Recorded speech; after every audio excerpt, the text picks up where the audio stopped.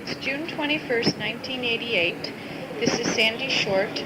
I will be interviewing Sophie Minkewicz for the Hastings-on-Hudson Oral History Project. Sitting in Sophie Minkewicz's living room, and your address is? 42 Mount Hope Boulevard. 42 Mount Hope. Okay, fine. Okay. So let's start at the beginning. Tell me about yourself, when you were born, maybe a little bit about your mother and father. I was born in Hastings, down on the corner of Washington, and at that time Railroad Avenue is now Southside Avenue, on December the 15th, 1919. I always have to stop and think of the year. I was the second of seven children actually. I had a brother who died of the flu in between me and my sister Josephine. But we grew up, we spent most of our life down near we lived near the railroad track, so we spent most of our life, we played down there, we walked to school from there. I had an older sister, Mary, then Josephine, then Julie, my brother Julius, and my sister Carolyn. We all went to Hastings High School, Hastings Public Schools, and graduated from there. We spent an awful lot of time in the library because we didn't have heat in the house, with the exception of a coal-burning stove. And when it was cold, it was cold. And we would go to the library to study because it was warm there. But when they used to have a 9 o'clock whistle that blew, and that meant every kid in the village was supposed to be off the streets. And it was really a regulation in our house that if we weren't in the house by the time that 9 o'clock whistle stopped blowing, we were in trouble. But usually we beat the whistle and get in just in the nick of time. Mm-hmm. My mother was a domestic. My father worked at Anaconda and worked in as a janitor of the building that we lived in on Washington Avenue. He was a bartender at night and helped, it was a bar and grill, so he helped with functions of food and things of that sort. My mother helped keep the building clean, and we all had a job also to sweep down the stairs and wipe the walls off when somebody decided to use a crayon. And when my mother went to work and we went to school, when we came home, if she was still working as a domestic, then we would go to our next door neighbor. At that time, all our neighbors worked together, so that one day one mother would go to work and my mother would take care of their kids, and when the following day my mom would go to work, and but there was always somebody at home, either at the next door neighbors or the neighbor upstairs, who would take care of kids. We never went home unless somebody was in either apartment. It was just a big family building. Our recreation was every day during the summer months. We would go down to the river next to the Tower Ridge Yacht Club and swim in the Hudson. We all knew how to swim, because if you didn't, it was too bad, because you were going to be in the water come hell of high water. And once a year, we would take the boat from the Yonkers Pier, the Henry Hudson or the Robert Fulton, and go up as far as Bear Mountain. And that was our big excursion for the year. one of those. Okay. Let's see. You said your father worked at Anaconda, Right. and he was... He was a crane operator Crane. in the rod mill. Okay. Okay. And do you know how long he worked there? Oh, he was there some 40 years before he retired. When did he retire? He retired when he was 70. I don't remember the year, but he was 70 when he retired. Did he always have the same job? He worked, well, if it wasn't on the crane, he worked in the rod mill, catching rods and putting them through the machine that they had in the thing. He cleaned the pits in the rod mill, all the scale. He really had a very, very difficult job at Anaconda. But there was 6 kids, so he really had to work, actually had to take on a job, because otherwise he wasn't going to make ends meet. And that's why my mom went out to work at that time. She also used to do laundry for a German lady who lived in the same building we did, who was a seamstress. When she came from Germany, she came as a seamstress and used to make clothes for a lot of well-to-do people in Hastings and Yonkers. And my mom used to take care of her laundry and cleaning her apartment, and she in turn would make my junior graduation dress, and my sisters each had, we didn't have caps and gowns, but we graduated from 9th to 10th grade in those times. And she would make our white dresses for us, and she made our communion dresses, so that we really had one-of-a-kind dresses as we were growing up. But and the rest of the clothes my mom used to make, and I wasn't too fond of my older sister because she would never tear her dresses, and I would have to wear them after her. And I used to say to her, at least tear 1 or 2 of them, but she took good care of them. Yeah, she did. But we really had a good time kids growing up. We didn't know poverty. Yeah. Everybody said we were poor, but we always had food on the table. When company came, my mother always had enough to eat. We had a lot of soup, and we had a lot of stews and things of that sort, with vegetables, but we never knew that. The only way we knew that we didn't have as much money as anybody else, at Christmas time, one of the ladies who my mother worked for bought us a doll, and there were three of us girls at first, and that one doll was for the 3 of us, so that when one of them put it down, the other one would grab it. But we didn't fight the way the kids do today over toys. And the kids today have more than their share of things, but they still need something more. We had that one doll. We did have a couple of rubber balls that we used to play outside with all the neighborhood kids. And but living down near the railroad and the river down there, we learned to embroider. We used to sit across from the building on sort of a ledge near the track. And all of us, girls had doilies or bureau scarves or something that our parents taught us to embroider. And in fact, I still have a couple of bureau scarves that we embroidered back, as kids.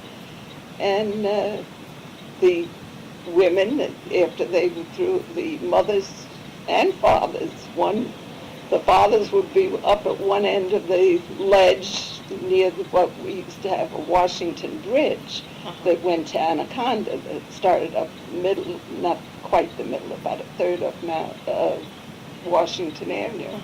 And the men would sit on one end of the ledge, and the women would be down toward the railroad station more. And every night you'd walk by there and you knew that you were going to see anybody who you were looking for would be sitting on the ledge. Because at that time nobody had any cars. We all walked. We didn't even have a bicycle. And I guess we were really a lot luckier than some of the other kids that we were brought up with. My mom worked for people who were very generous. In fact, we had one of the first radios in that neighborhood.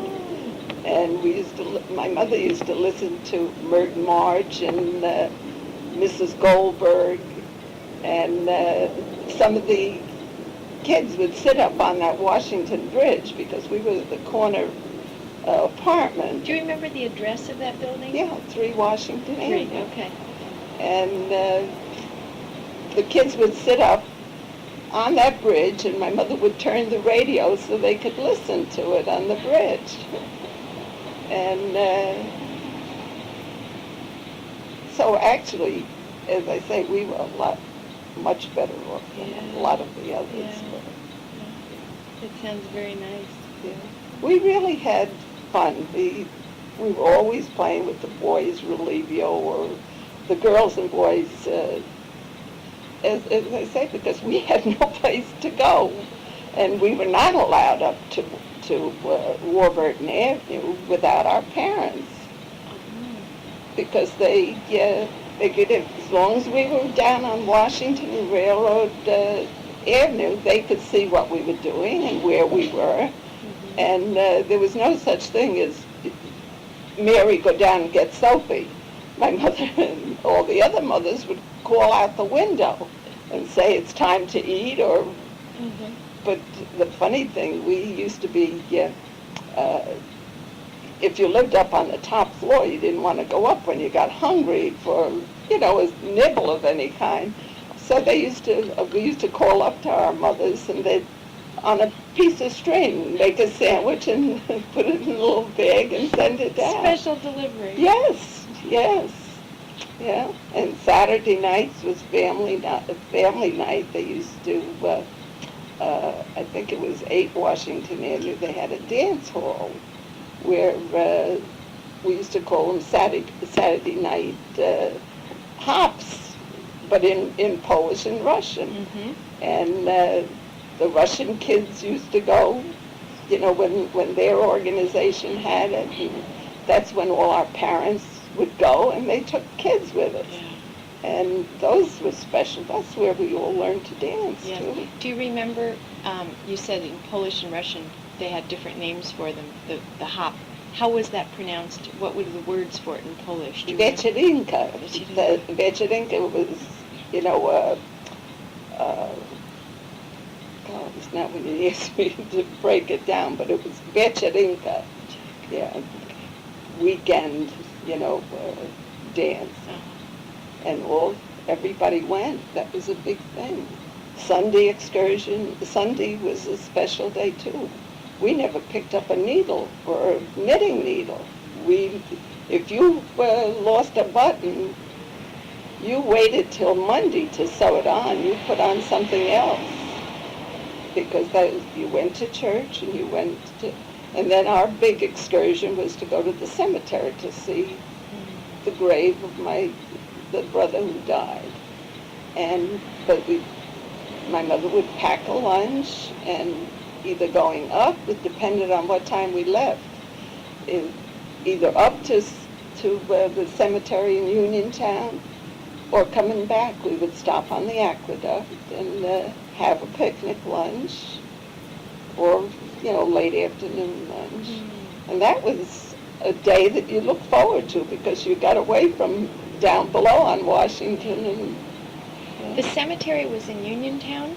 Yeah, right off of Tompkins Avenue. Oh, of course. Near where you are. Across from my house. Yeah.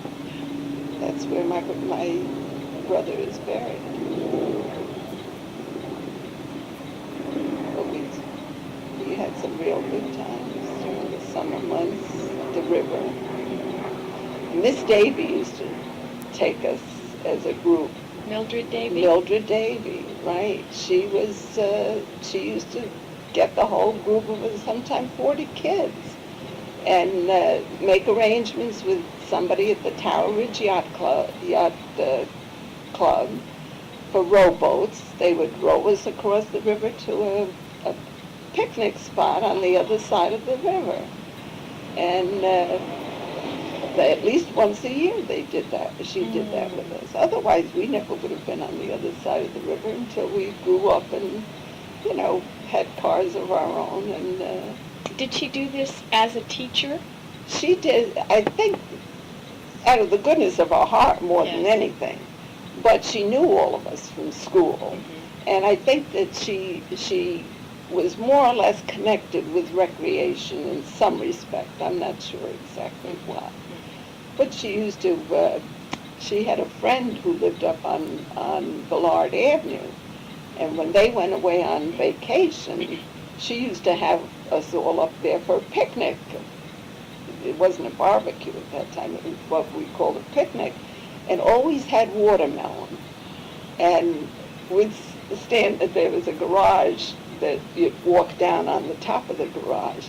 And we'd just sit there eating watermelon and spitting out pits. And Davy tells the story of her friend coming home and saying, "My God, look at all the plants around here." Never realizing that.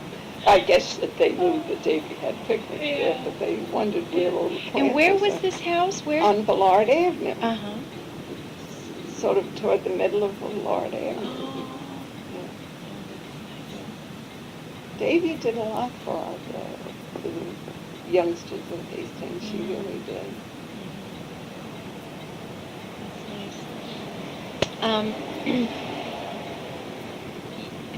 What language was spoken in your home? We spoke a mixture of Polish and Russian. My mother was born in Russia. And my father was born in Poland. And when we were growing up, the whole neighborhood spoke a combination of Polish and Russian. My sister Mary and I went to Polish school. They held one night a week. Mm-hmm. Right in the same building. They had a Polish club on the first floor. And the Russian kids had a Russian club in this place where we used to go to the Saturday night dances. Mm-hmm. They used to have a teacher come up from New York, a Polish teacher for us and a Russian teacher for them. And my sister Mary and I also went to Polish catechism, Polish religious instruction, and had to learn history in Polish, which I've forgotten completely. And but my mom and dad started to talk English a lot sooner than some of the others, and we tried to speak more English at home than. The only time my mother and father would really talk fluently in their language was when they didn't want us to know what they were saying. But we used to catch a word here and there. When my sister Carol, the youngest one of all of us, went to school, she spoke very little English because my mother and father were insistent that she was going to know some Polish and Russian. So they spoke directly to her, and of course we were all in school at that time because there was a 13-year difference between my brother and Carolyn. So yeah, she came when my mother was going through the change of life, and my mom was very upset because she thought the rest of us would be upset because we were all grown. Mm-hmm. But we had the best time with her. We was sure that she got a good education. She was, when she was graduating from high school, my dad was getting ready to retire. And he said that he really didn't see that much of an education for a girl. His son was the one that he really wanted to have an education. But we insisted that she was going to go to college, even though the rest of us would have to help pay for it. And he met Ann Ritz, who used to be a elementary school teacher here in Hastings. Used to live on Maple Avenue when we moved up to Ridgedale Avenue. She met him on Maple Avenue one day when he was going home, and she called to him and said, "I understand from you girls that you don't want Carolyn to go on to be a teacher." And he said, "Well," he said, "I don't know. Right now I can afford to start her. But I don't want to start her unless she can finish." And Carol was the smartest one of all of us. We call her brain. But anyhow, she spoke with my dad and really convinced him that she should be going on to college. This woman did. This Ann Ritz. Yeah, the elementary school teacher. And he came home that day and he said to Carolyn, I decided that you really should go to school. And then later on we had heard that. You figured it out. Yeah. But my dad was one of those, a most delightful person. We all think we were very lucky to have a father and a mother. But my dad was one of those, if my mother asked him to do something, he'd say, "Oh, Ma, what do you need that for? That's foolish." Then the next day we'd be eating dinner and he'd say, "You know what, Mom? I'm going to do this or that." Because the next day it was his idea, not my mother's.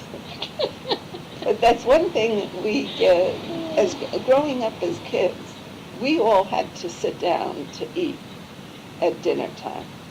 During the day, there was, we were in school and things of that sort. But we would always wait at dinner time until everybody was home. And unless there was something special on and you'd say during the day before, I'm going here or there, or I've got to go to this. But that's one thing, we always sat down to a meal. On Sunday, we would eat early in the morning, and then, as I say, we'd go on a picnic after that. But that's one thing that we had to do. We ate meals together. Big meals. Yes. So many people. That's right. Now, you talked about all the jobs everyone had. And with such a huge family, your mother was very busy. A domestic, helping to keep the building clean that you lived in also. Yeah. And so tell me more about her jobs. She worked very hard. She did, at that time we had no washing machines. She did all the wash by hand. She took in wash. Was there water running in your apartment? We had the only apartment in the building that had a full bathroom, and we had the only apartment where they had steam heat, because it was the owner's apartment originally, and they bought a house up on Villard Avenue, and so we moved into that apartment because before, they were called janitors. Now they're superintendent of buildings. But so that we had we had 4 bedrooms. We had a dining room. We had a living room. And of course, this was unheard of. In the rest of the building, they had a living room, and the rest were bedrooms and an eat-in kitchen. Nobody in the whole building had a dining room. So that's why I say we were really we felt rich in lots of ways, and yet we didn't have that kind of money. My mother used to clean on Saturday morning. We all had our jobs to do. We all cleaned house on Saturday. And because during the week, my mother, there was an apartment house where this German lady moved up on Warburton Avenue. I don't even remember the number of it. Do you remember her name? No, I really don't. Okay. My sister Julie and my mother used to go up there to clean the hallway. Mm-hmm. And My mother did all the windows. At that time, men didn't do windows, and they didn't do dishes. In fact, they never even... My father, as we were growing up, paid more attention, to what he had to do in the house and his jobs, and to see that we behaved. Because if my mother would just look at us cockeyed, we knew my father was going to get the point, and we were in trouble. We never were beaten, but he used to have a razor strap that he used to say, where's the strap that I sharpened it? And we ran. Whatever it was, we ran.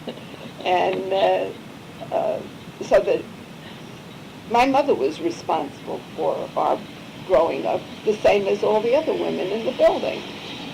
And so she baked.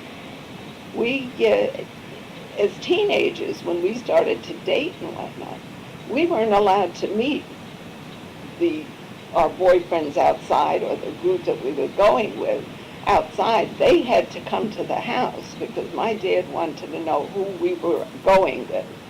And he didn't, at that time, a couple of the young men had just bought cars, but we weren't allowed to go there unless he knew who we were going with. My mother used to bake on a weekend, and the group used to come to our house because we were the ones who had the most room in the building.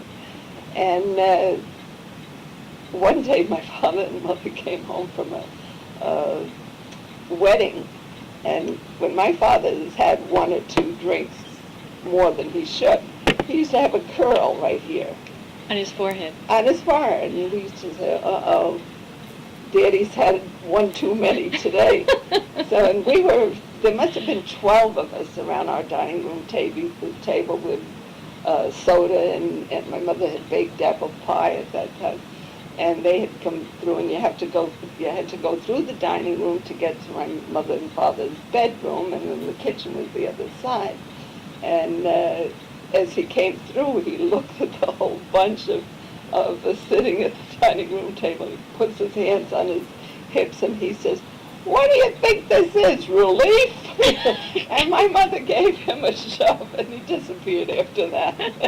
To this day, up until the time he died, every time we would go we'd get together as a family, we'd always say to him, "Dad, do you remember the day that you embarrassed?" My sister Mary was more embarrassed than I was.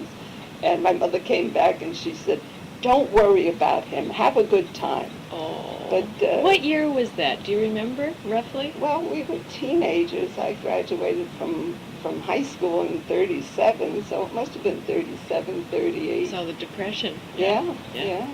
In fact, during the Depression years, we had two cousins from Wilkes-Barre, Pennsylvania, come to see whether they could get a job at Anaconda. And every morning they would get up and go down, these boys would go down to the Anaconda, at the head of the Anaconda stairs, and wait to see whether they would be picked for these jobs. Mm. My mother fed them at least a month.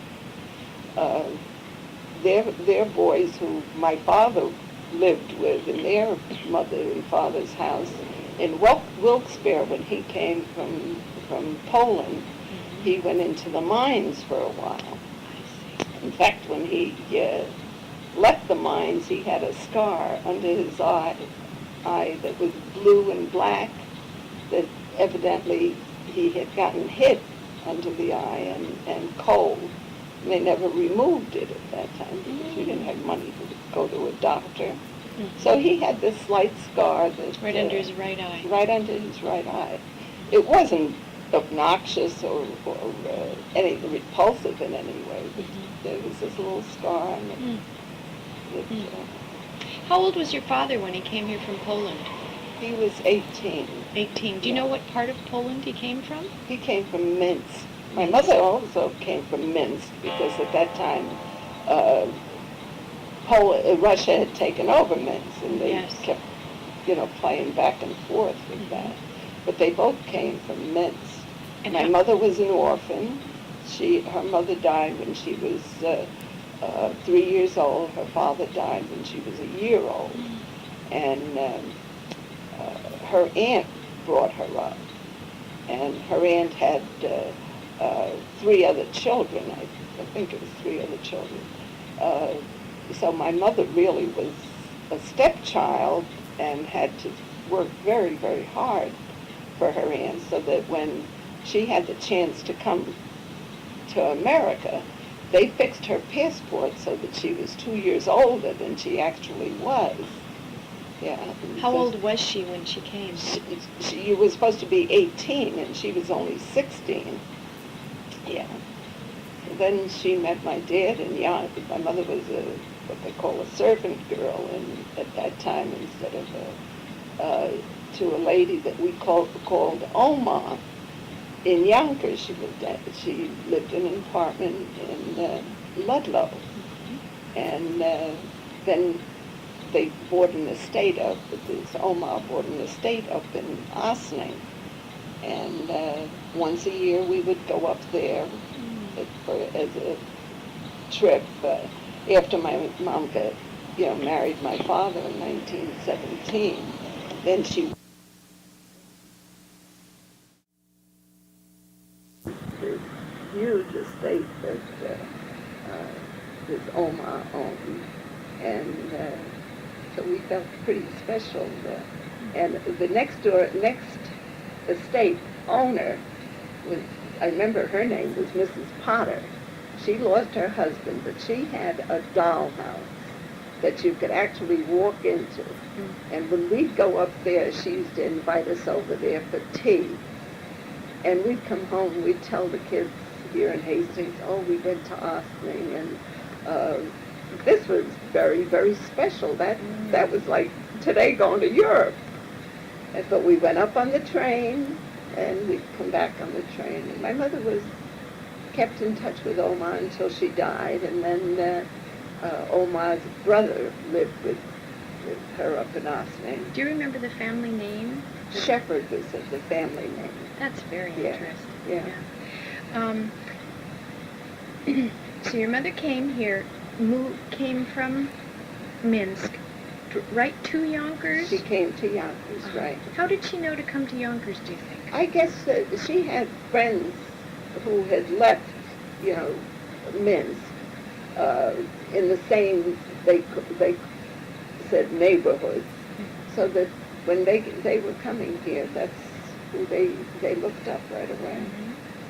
And your father came from Wilkes-Barre, moved to Yonkers? Do you remember why? He moved directly to Hastings because he didn't want to work in the mines anymore. And he also And he had a friend in Brooklyn that was going to be moving up here. So he moved to Hastings and was really a boarder with somebody for a while. They moved back to Brooklyn since then. But in fact, we're still very friendly with the one who was a boy at the time we were growing up, and Joey Sishko, who lives out on the island at this point. His mother and dad died sooner than my mother and father did. But they were very, very friendly. And when they came here to Hastings, my father was going with another Hastings resident, my mother. What was her name? Shortt was her name at the time. Say it again? Shuluk. Shuluk. Shuluk. That family still has. But my mother, when she came to some dance or something here in Hastings, and she met my father, they were married in 1917. What was her maiden name? Teresco. Her name was Tekla. Did they know each other very long before they married? Not really. At that time, you didn't wait too long to get married. I think half of the time people came to America just to get married and start lives of their own.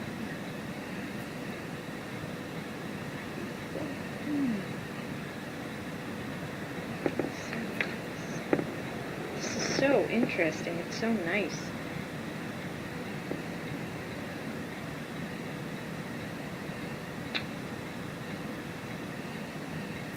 You had mentioned baking of bread and those kinds of things your mom did. Were there any, did she buy many things? Were there things to buy? Were there stores to buy things in? How did that come about?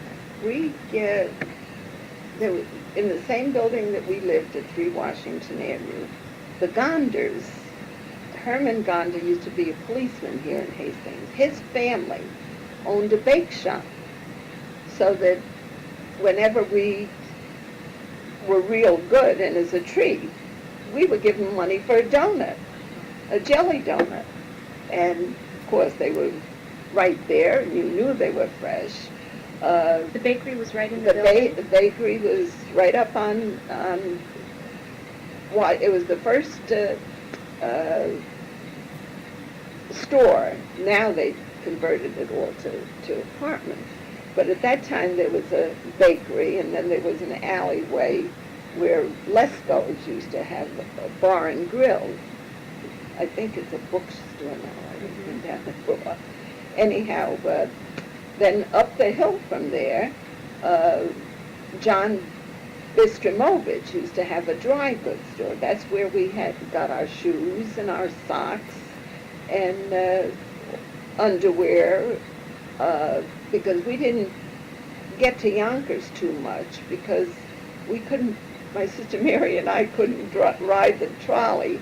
We would be sick before we got there, so whenever we went on the trolley, my mother had bags with us. Oh, no. So we'd get off near the Rock House and walk from the Rock House home, because then we didn't want to stay on the trolley that long. Where is the Rock House? The Rock House is now the River Aim. Okay. That used to be the Rock House until it burned down and they rebuilt it. But we would take the trolley would stop there, and you'd have to pay another 5 cents to come into Hastings.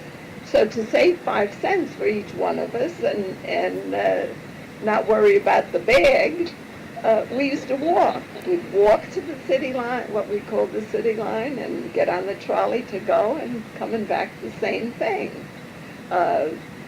When we went to Yonkers, it was a big deal for shopping. But we used to get most of our stuff at this John Bistromovich's. And then up from there was Mondrick's butcher shop. We used to have a charge book that when we was sent up for meats and any of that, you know, the foods of any kind. And if it was like $5, he'd put down $5, and once a week, my father, when he got paid, he'd go up and pay the thing, and he'd stamp the book as paid. And if you had a bill of, say, $10, because $10 at that time was a lot, you'd get a nickel back on every dollar that you paid. So whenever we'd go to Mondrick's, we'd say, charge it. We didn't have credit cards. And the only time, as I say, we went to the village was when we went on Sundays to go to church, to the Polish church.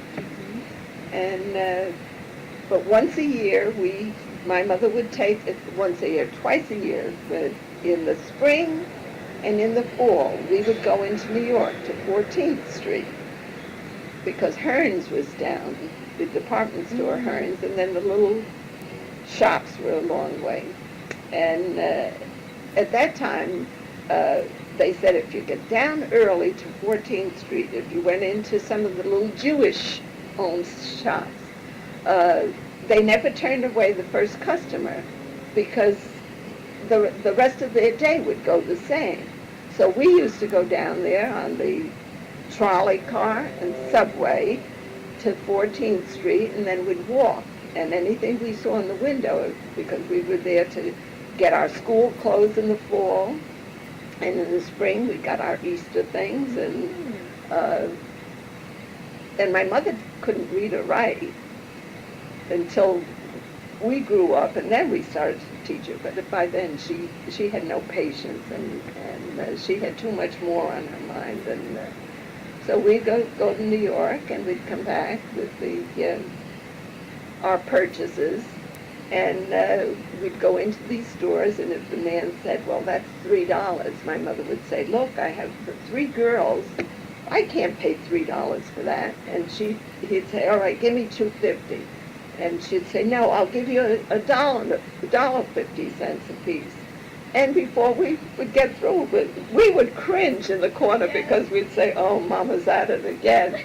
And so she would get it for the price that she wanted to pay. And we'd come home with clothes for all of us and still change in her pocket. One year, I remember she said that somebody told her that Macy's was a good place to shop. So she said, but we're going to walk from 14th Street to 34th Street. And she remembered the 34th Street. We walked up to 34th Street, and we're looking for the sign Macy's. Now, my mother doesn't read or write.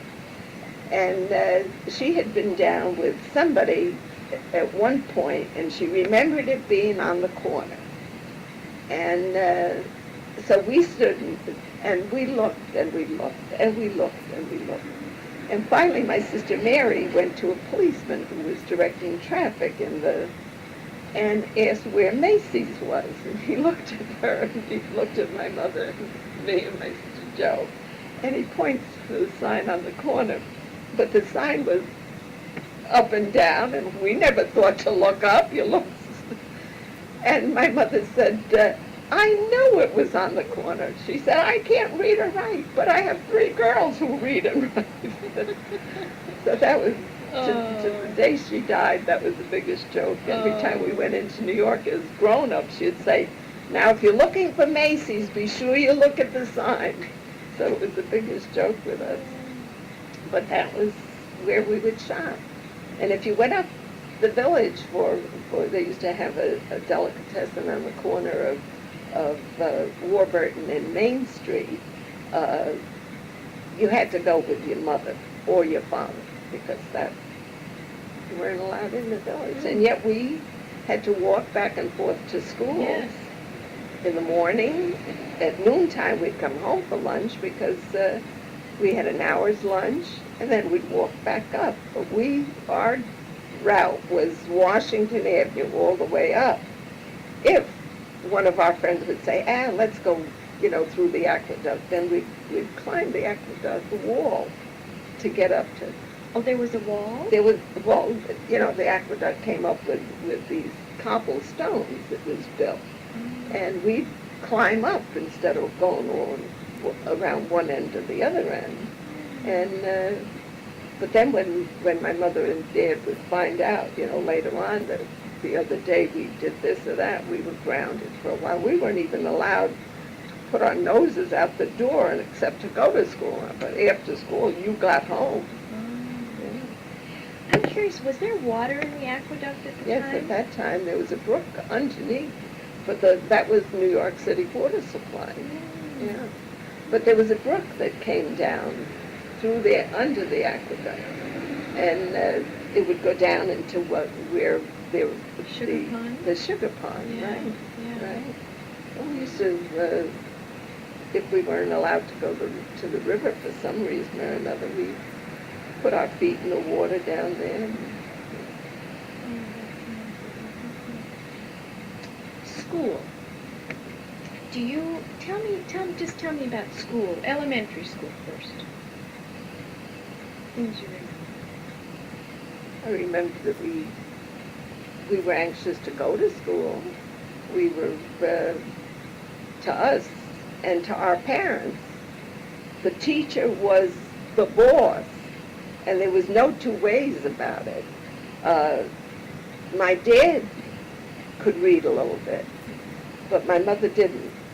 So actually, we learned to read and write on our own because nobody was home. Nobody was there to check to see whether we were doing.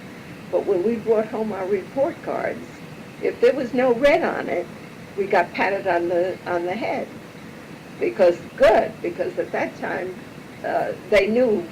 We used to say, "Did you get any red fish on your report card?" And so that was the only thing my mother and father looked for.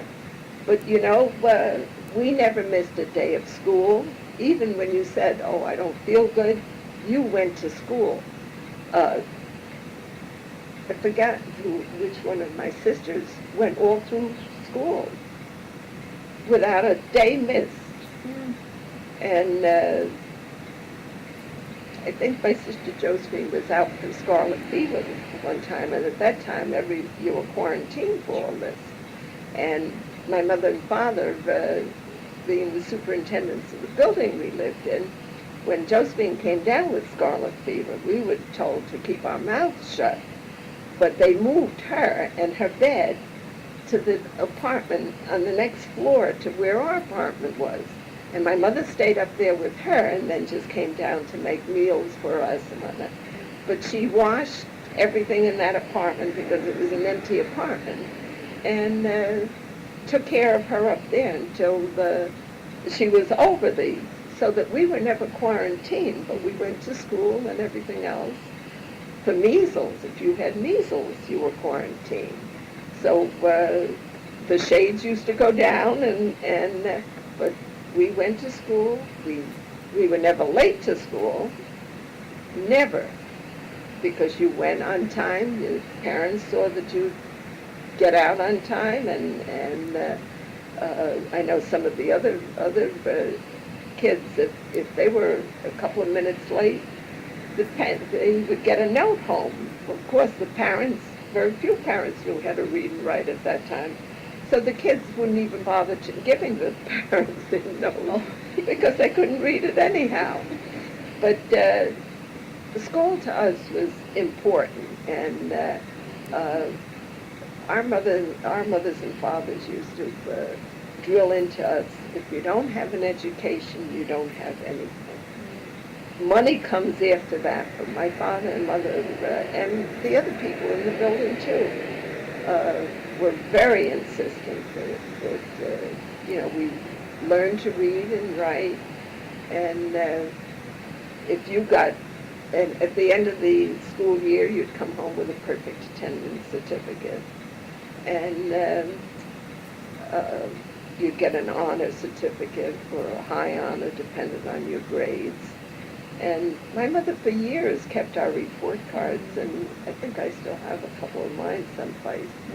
But if there was no red on it, then you're the best kid in the world. So a red mark was a bad mark? Was under 75. At that time, the passing grade was 75. So if you had anything under a 75, it was red on the report card. The rest are all in blue ink. So, but the only one, then we went on to high school, and we were very active in high school. My sisters and I, played on the basketball team. We went out for the sports. But we also, after school, we had jobs. We had babysitting jobs. We worked as mothers' helpers. We'd help, my sister Julie and I worked for the Smallheisers at the time. They owned the jewelry store, and I sat with their kids, and after school I would go down and stay with the kids while Mr. and Mrs. Smallheiser would be in the jewelry business. But at that time he also owned a gasoline station right there. Oh, yes.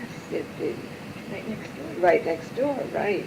And so we worked for them for years, and as it happened, after we moved from Washington Avenue to Main Street, I think we were on Main Street about 3 years, and then my mom and dad bought this house on Ridgedale Avenue. It was somebody called the Lions owned it before we did, but it was empty for a year or two before we bought it. At that time, we bought that house for $3,500. Oh my gosh. And it's a big house. There's about 10 rooms in it.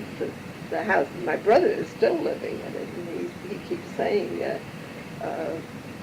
it's a family house, and when all our holidays, most of our holidays, we go down there because he's the one who has the biggest dining room, and there's usually 30 of us, 30, 35 of us at Christmas time and at Easter time.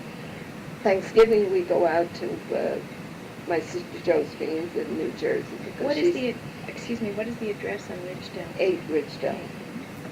And Josephine has had Thanksgiving for the past 40 years now, I guess. Mm-hmm. How old were you when, or what year do you remember was it when your parents bought the house on Ridgedale?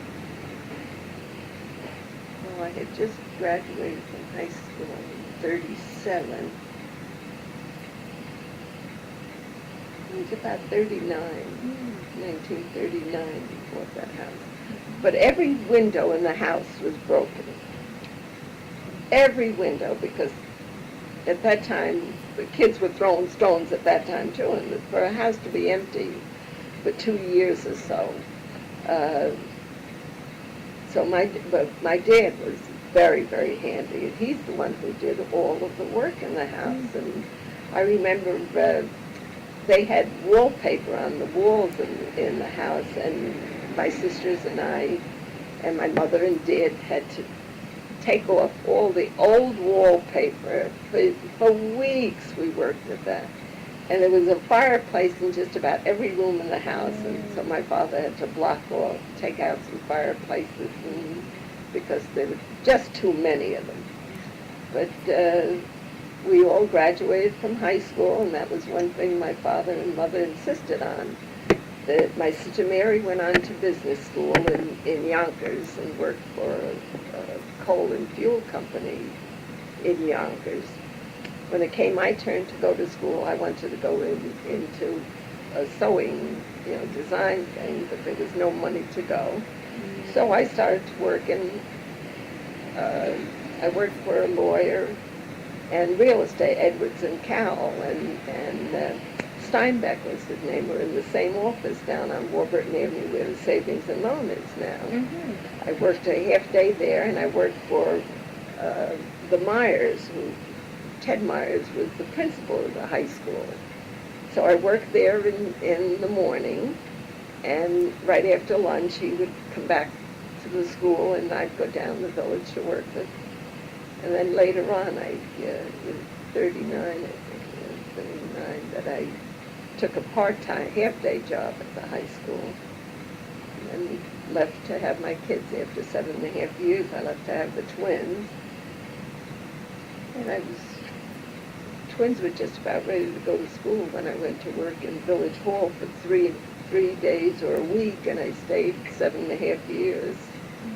And then they asked whether I would help out back at the high school in the guidance office. Frank Adams called and said, I need somebody, and you're going to be coming back. And I said, no, I'm retired. So then I said, okay, I'll come back. But when I went back, and Ed Bigley got sick, so I didn't work in the guidance office. They put me back in the high school office until I retired last year.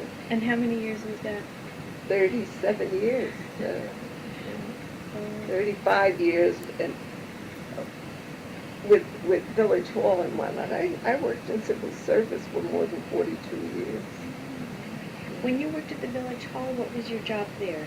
I started just for 3 days. They had trouble with the clerk before that, and some of the tax money was missing, remember? And I went in just to help out to do some typing. And it went from 1 week to the next week, and so finally it went into a full day's job, and I really didn't want to work at that time anymore. But they talked me into staying, and then I became deputy village clerk, and was registrar of vital statistics, and it was a good job. I enjoyed it because I loved being with people, the same as back here at school. I love the kids, and I really miss the people that I worked with. I don't miss my job, but the people that I worked with, I really do. Yeah. Oh, that's nice. Yeah. So after high school, you went to work. And I went to work. your sisters and your brother, they also did. My sister Julie went on to Rider College and was there for 2 years. Took a business, graduated from there. My brother, the Cubs baseball team wanted him to, but he started to go with his wife Dottie, and she wouldn't wait for him, so he gave that up and took a correspondence course in electricity, and went to work for the Seartax, who owned Hastings radio shop at that time, and worked for them for, I can't remember how long, and then went to work for Howard Tompkins and Son, who were pipe fitters up in Hawthorne. My mother was a domestic for them. They lived over here, and so when Howard Tompkins, who owned the company, the father really owned it, but it was the son who asked my brother whether he wanted to work for the bigger company.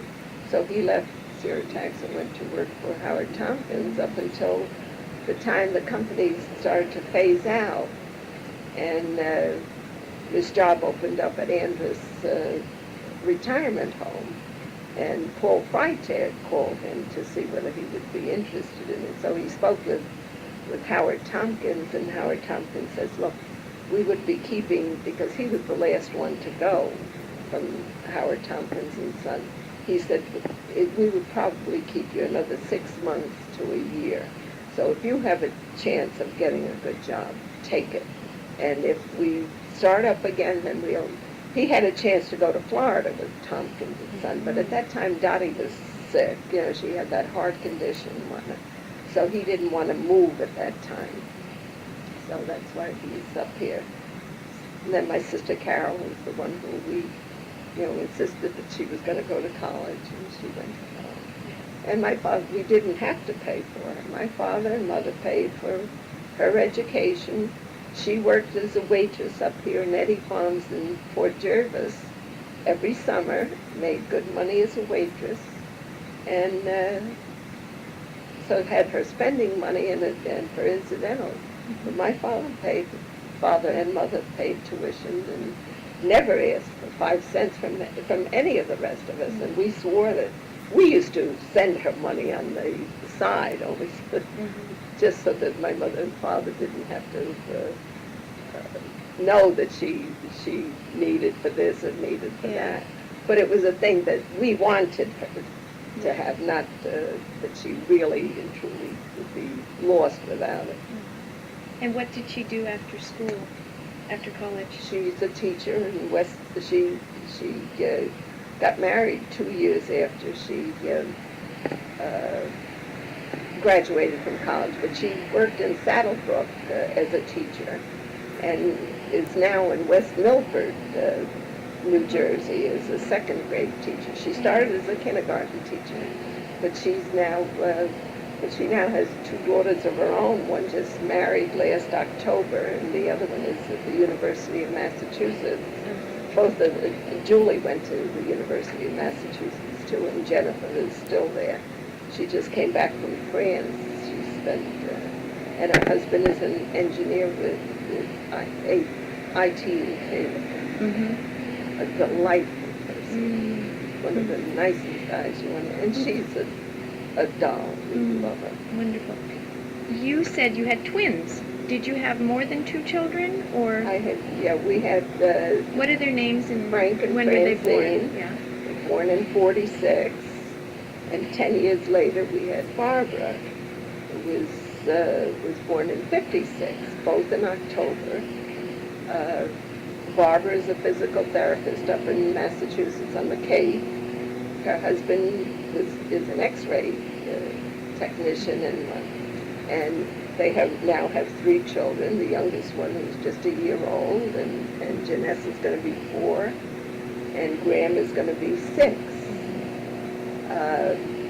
Francine lives out on the island, out in Shirley, Long Island. Has one little 6-year-old. She's been working for a construction company, Par Construction, out there from the time she was married. And Frankie is up in Stormville, New York. Has 2 boys, Frank and Andrew. Frankie is 16 and Andrew is going to be 14 in July. Frank owns his own business over here in Hartsdale, back in Midland Savings Bank.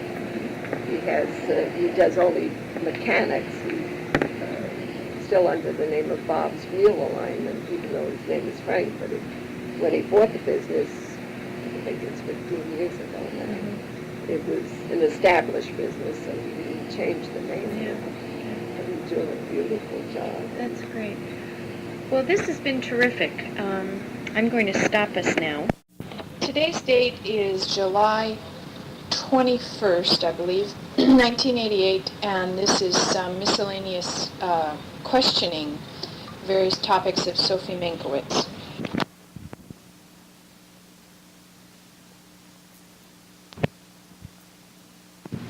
There it goes. Okay. It's just cranky. Okay, here's this picture. Yeah, me too.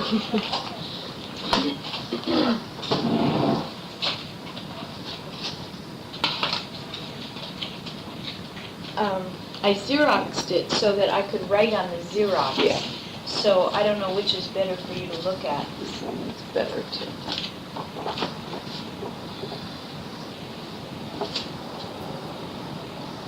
Oh, and do you know what the date of this, of the family photo you gave me might have been?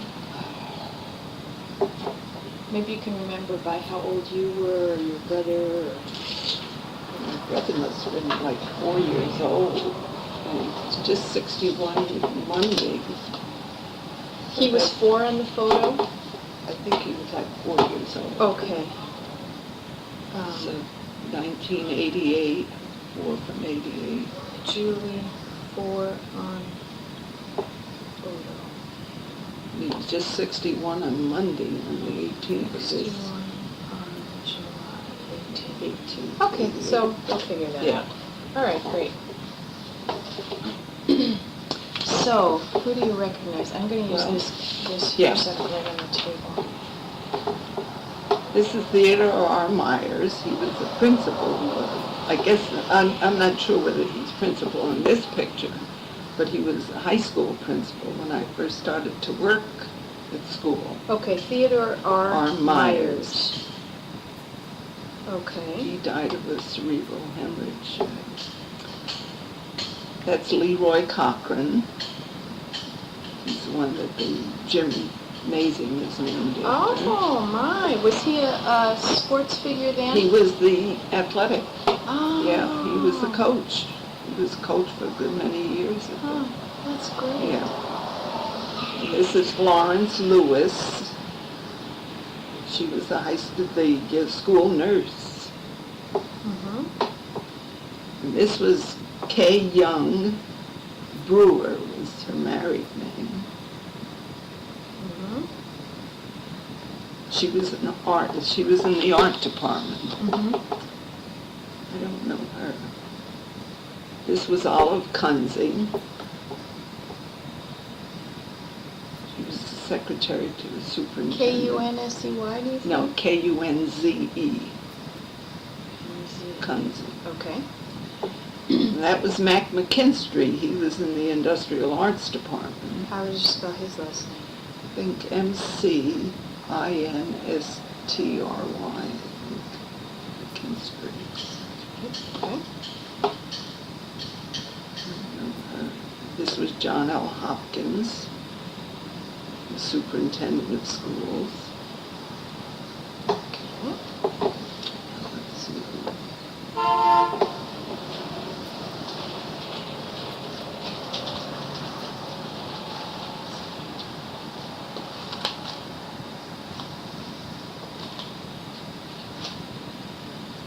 This was a Miss Wilcox, but I don't remember her first name.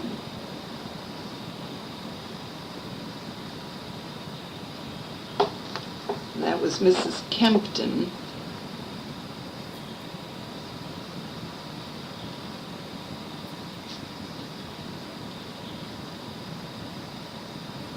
And this one was Mrs. Rackett. Like a tennis racket? R-A-C-K-E-T-T. This lady back here was Nellie Bean, who was the elementary school principal.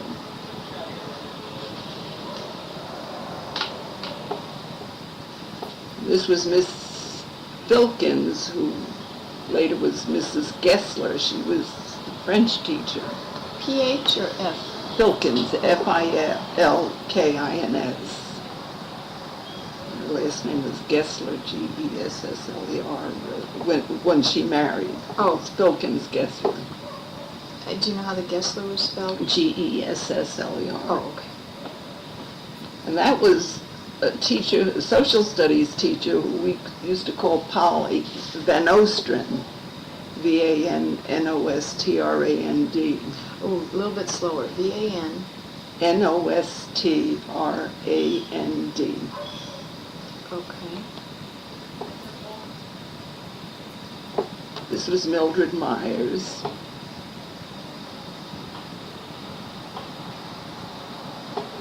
She finally married Theodore Myers. Oh, I see. She worked in the guidance office for a while after Ted died.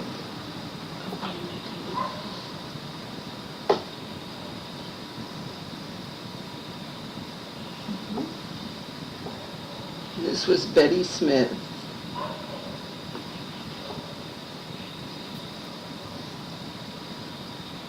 She was in guidance. And this was Jenny L. Pingree.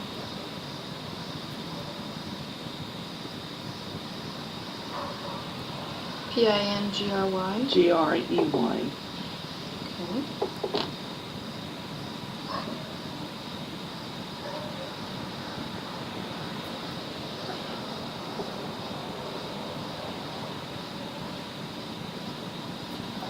That's all I know. That's a lot. It's cute to look at this, that the styles must have been in the 20s, right, with the bobbed hair. It had to be, yeah. Because they're all the hairdos are exactly the cloche same. hats. Yeah. A couple of the faces that were maybe the thing. Now, I didn't do this very well here. Which one is Miss Wilcox back in here? This one. That one's Wilcox. Okay.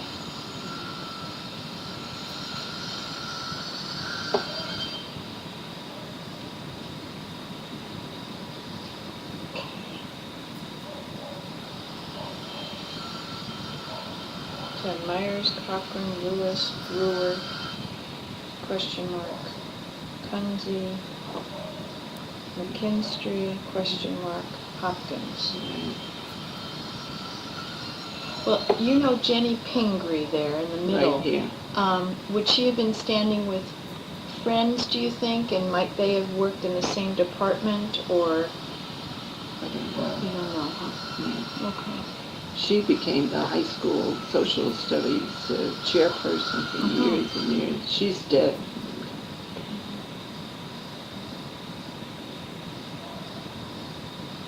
If you could get hold of C. Mildred Davy sometime, she would know. She would know.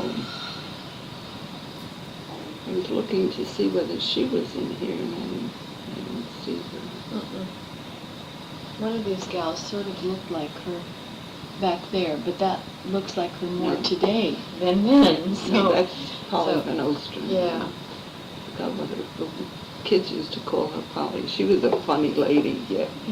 If you did anything that she didn't like, she'd come and grab you and get her nails into your shoulder. Into your shoulder. Oh. Yeah. And if you used an eraser in her class, she'd take your pencil and break the eraser off and throw it out the window. What did she teach? Social studies. Oh, right. Social studies, yeah. I'll have to listen to this tape and write down what She they really did. was but she was a good teacher. When you were in her class, you knew your social studies. At that time, we used to call it citizenship instead of social studies. I guess that's about it. I can't think of any of the other names. That's good. But if you get hold of Mildred Davy, I bet you she would know who the others are. I bet so, too. Great, thank you. So this is our talk together, how it all looked on the index, the different topics we talked about. Mhm. And I had some other questions. You said your father worked at a bar and grill. That was his second job. Do you remember what the name of that bar and grill It was was? Selzder's, Selzders. Now, you mentioned Saturday night hops. Were they held at Skis or someplace Yes. else? Yes. Skis. Okay. And it was the dance hall at number 8 Washington. Right. Okay. Now, do you remember the owner's name of number 3 Washington? You said later they moved Selzder to... was the, Oh, Selzder. yeah, Oh, he owned okay. the building, and my father and mother worked for them as custodians of the building. And then at night, when my father wasn't working at Anaconda, he worked as a bartender and a goer. Now we call them gophers, go for this and go for that. Yeah. Yeah. So he owned the building and later moved up on Ballard Avenue. Now, did Oma live on Ludlow in an apartment? In an apartment. Yes. And then later she moved up to Ossining and bought this big estate. Okay. I thought for some reason your mother lived there. I got mixed up on this. Well, she lived with Omar Okay. in Ludlow, in the apartment. She was a live-in Oh, that's domestic right. before she got married, before she married my dad. That's right. Okay. Your mother's maiden name. Teresko, Theresko.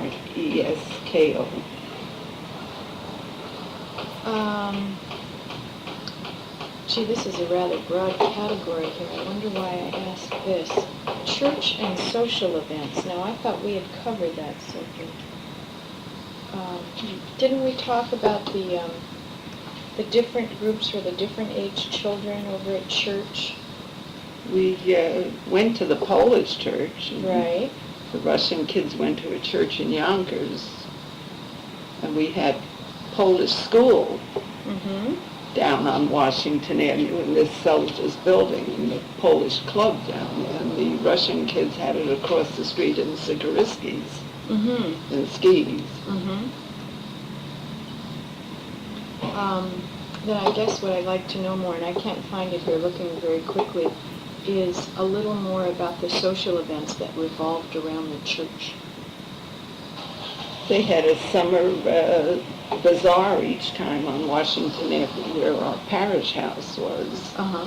And that's... There was a parish house on Washington Avenue? Yeah, it's still there. The Polish church still owns the parish house on the corner of Washington and Warburton Avenue. Oh, I had no idea. That's a Yeah. beautiful building. Yes, it is. And that lot, it has quite a big lot, and they had a shed. Actually, it was what they call a dance pavilion. And we did our Polish dances there, and they had this bazaar for a couple of weekends, I think, during the summer months. Mm-hmm. And but then after a while, the bazaars gave in.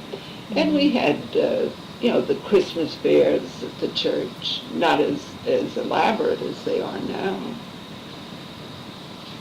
Let's see, What were we went for religious instructions under the church. Mm-hmm. How about the dates of when those bazaars were on Washington and Warburton? What years were those? And to be when we were in the 30s, because I graduated from high school in 37, and it was when we were growing up, 10, 11, and 12 years old. Okay. So it was in the 30s. Okay, so there were bazaars and Christmas fairs and We had church picnics,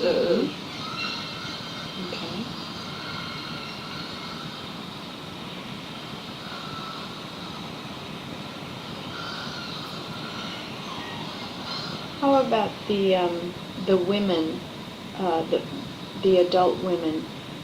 Do you know of things that they did when you were a child?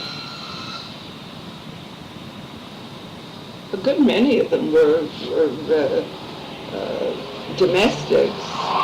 Almost all of them were actually took care of the kids' bruises and whatnot.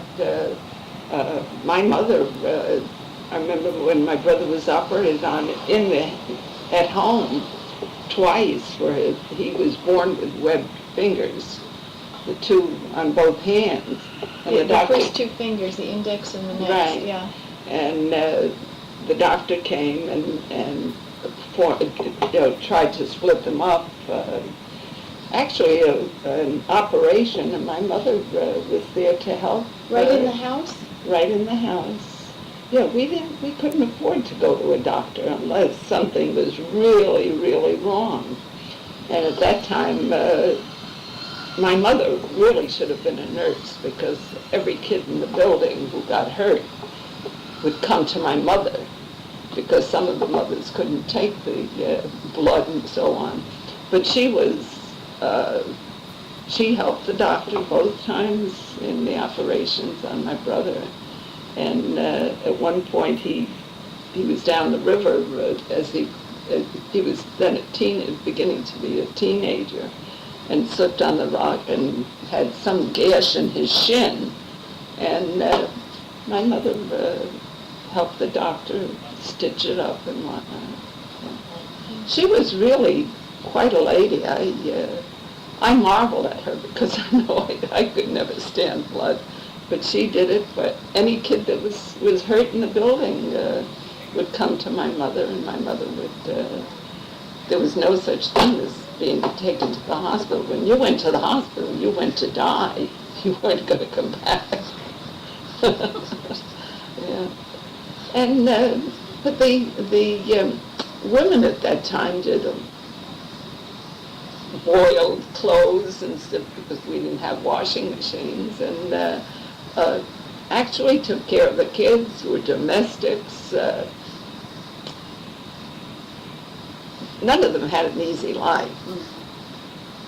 But as I said before, we were poor, but we didn't know it, because we always had food on the table, and when guests came, food was on the table.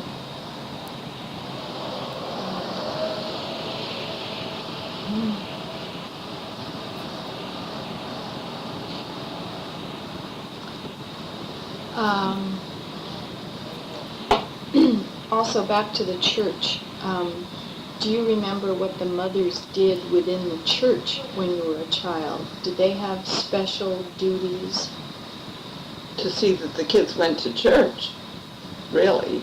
Well, more mothers cleaned the church. We never had anybody who was paid to clean the church. Mothers went to clean the church. I don't think my mother ever did, because we had so many kids in our family, and she was either working someplace else. But when it came to pay, to buy things for the church, she donated the same as anybody else. There were a good many women who cleaned the church and cleaned the parish house, for the priest, and things of that sort. But at Christmas time, the fathers would put up Christmas decorations in the church and the parish hall and whatnot. But most of the mothers really were busy taking care of everything else at home. Okay, and in school, do you remember any kind of ethnic celebrations within the school? Not as a child or then as an employee in the school? No, the only thing I remember that we had all sorts of decorations. At Christmas time we had Christmas trees, we had the Hanukkah candles. In fact, they discussed and when decorations went up, the teachers used to impress on us that this is the Jewish one, this is the Polish one, this is Russian, so that all religions at that time were covered, and decorations, and at that time they tried to explain to each one of us what each decoration meant to that particular background. And I think at one point in our homemaking class, we were taught how to, some of the girls brought in their Russian blouses, the embroidered Russian blouses, and Polish costumes, or the dance. When we used to have our dances, we wore the Polish the skirts with ribbons, or different color ribbons, and little velvet vests and embroidered tops that our mothers did for us, and then later taught us to do when we used to sit across the street from the buildings down on Southside Avenue. And we learned to cross-stitch and embroider, so that we made our own blouses after a while. So we did that, I remember, in homemaking, because we all had to take sewing classes and cooking classes, at least a year of that. But outside of any other ethnic things in school, I don't remember. Did the boys take those cooking classes too? No, the boys took woodworking and metal shop. What was your address on Main Street? 22 Main Street. So those are little details that We slipped. lived over Riola's meat market at that time. It's the home workshop now. In fact, Raiola owned the building at that time. Now I have something written here. Mrs. Wasetta Yeah. married a Polish fella. Yeah. Who was Mrs. Wasetta? Mrs. Wasetta used to be a Sigaristi. She owned, her family owned 8 Washington Avenue, and I think the husband, she still lives in 12 Washington. But Frances Wasetta was our organist at the Polish church. She's the one who was responsible for the Polish choir. And she's the one who used to take us on picnics, choir members. Once a year we went on a picnic with her.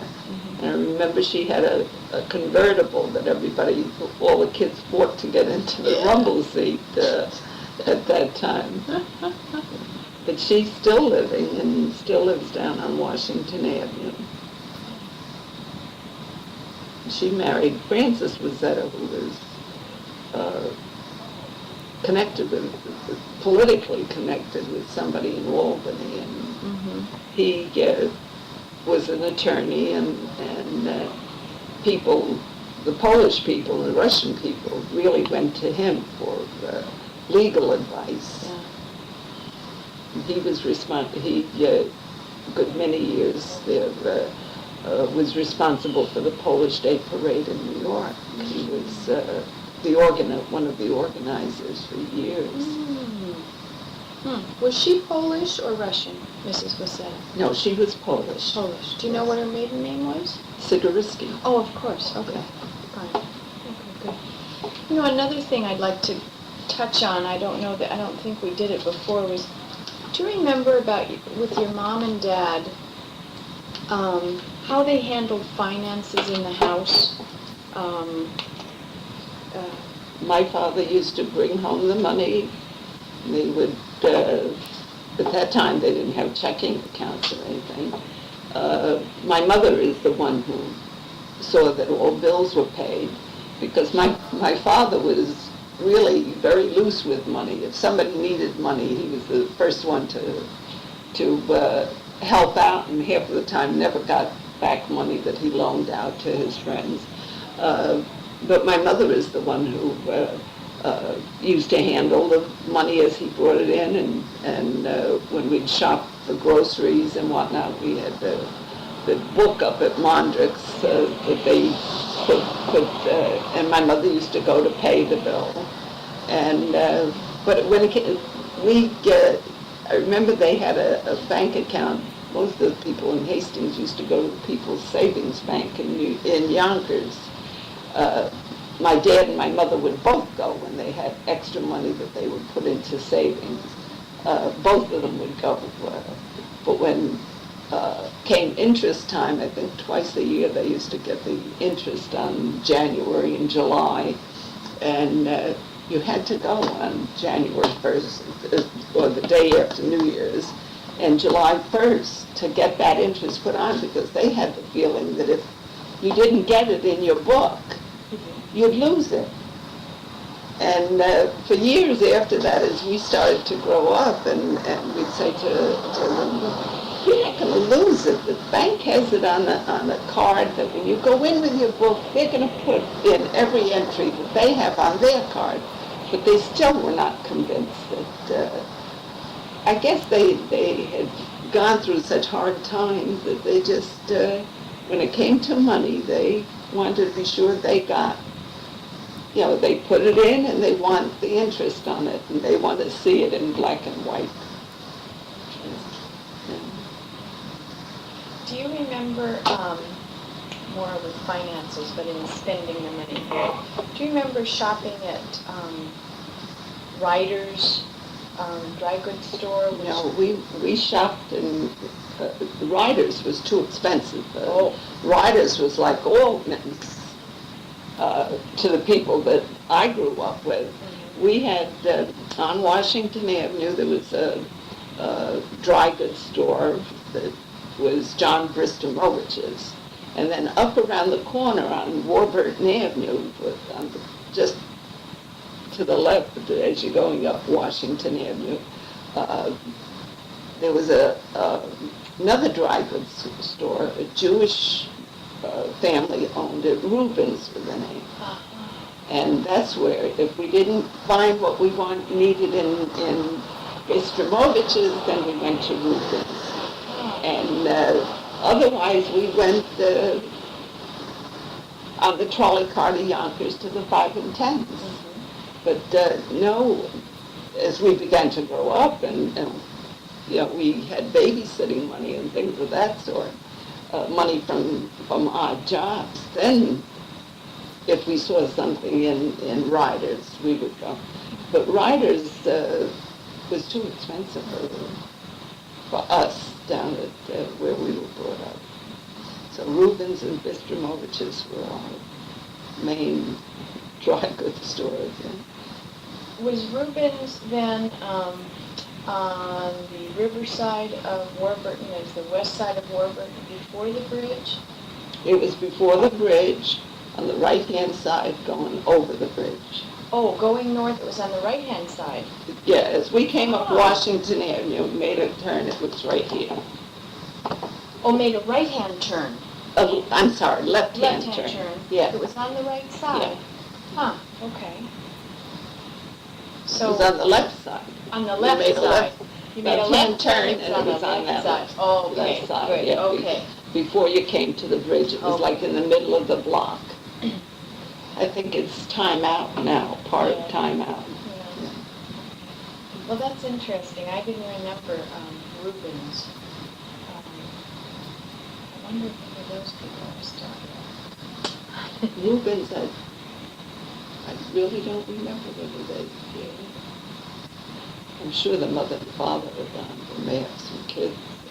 I don't really know. John Bristomowicz's wife is still living, and they live in Yonkers someplace. They have, I think, 2 daughters who are still living. Mm-hmm. Did we talk about your mother's childbirth, whether there were midwives or doctors? We were all delivered by midwives, Mm-hmm. with the exception of my sister Carolyn, who was 13 years Very after my youngest one, brother. She was born at St. John's Hospital, the old St. John's Hospital, because my mother didn't.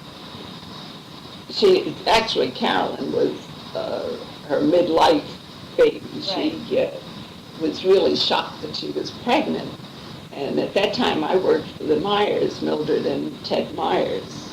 I was right out of high school, and she's the one who took my mother to the doctor in Yonkers, Dr. A. House, who was a pediatrician and obstetrician. Her to Dr. A. House for her exams and whatnot, and he delivered my sister Carolyn. So she's the only one who was born in the hospital.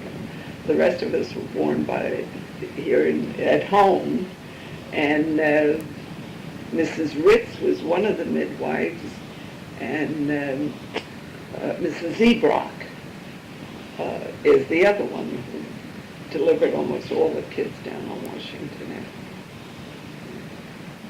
Do you remember, would she come, the midwife, would she come, deliver the babies and leave, or? That's right. Yes? After in fact, the same day our mothers were up.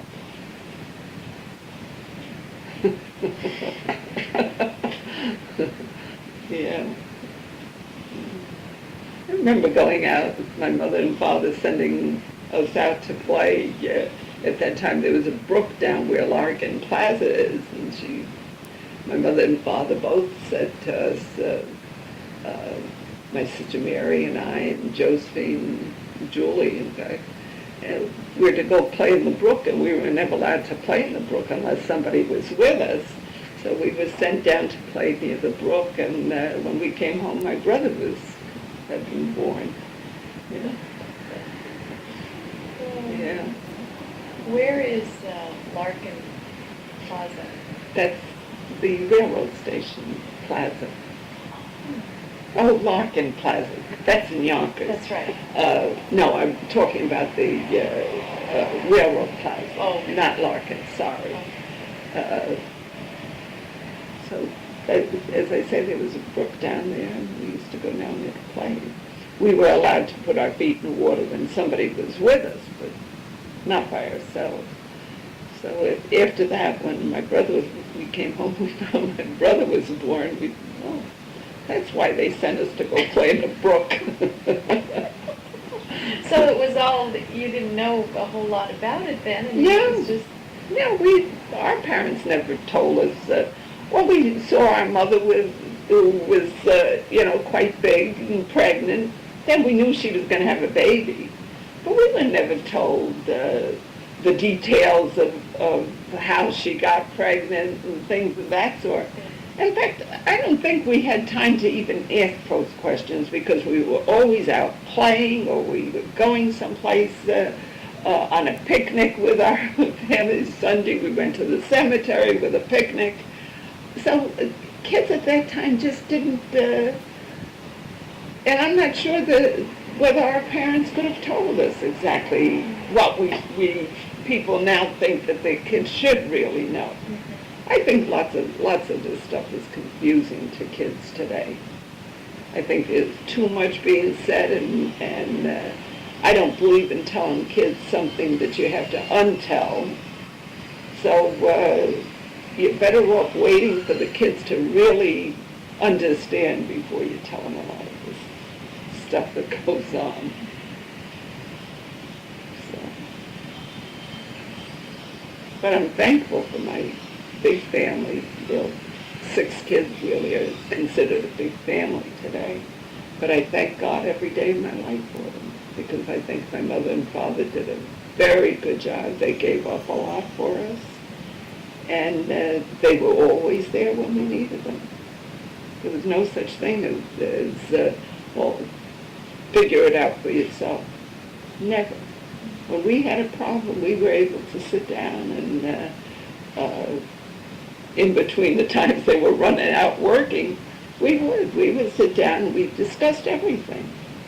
Even when we were getting married, there's a lot that bothered each one of us. We were really scared more than anything else, and wondered whether we were ever going to make, have the kind of. My mother and father said, "Look, this is life, and you go from here." But they were the greatest parents that We didn't get away with too much either. When my mother said something, we didn't listen. My father heard about it. My father would never discipline us until my mother got to the point where she'd say, you know what, today I did this and this and this, and they wouldn't listen. So then my father would just give us a look and we knew we were in trouble.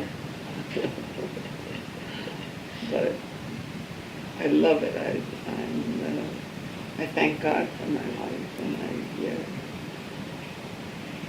because we do have family ties that if something happens to one of us, the rest of us are there. And it's true of our kids too. All our kids are very close. We look out for each other.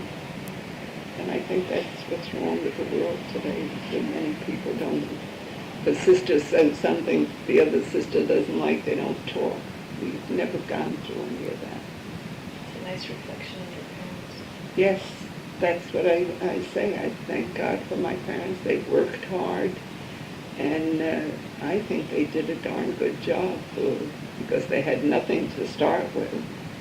They worked hard to keep food on the table. They worked hard to give us educations that we worked out okay. How about their relationship, your mom and dad, as husband and wife?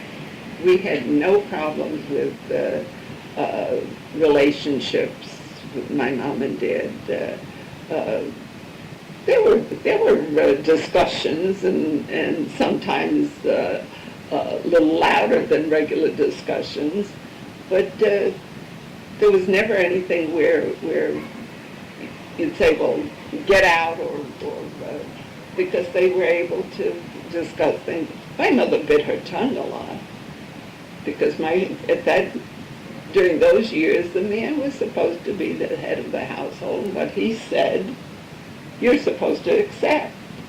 And but my mother was a feisty little one, and she would say what she thought, and would give in to my father a lot. But they never had anything where they would say, well, I'm finished with this, because you just didn't. When you got married, you married for life. You took the bad with the good, but I don't remember my mother and father. Some marriages you go on, and every time you turn around, they're arguing, they're calling each other. My mother and father never called each other names. My father would always back up my mother when it came to disciplining us. If she couldn't handle it, as I say, my father would give us one look and we knew he meant business. So they worked together to bring us up. Well, I'm really taking more of your time than I said I would.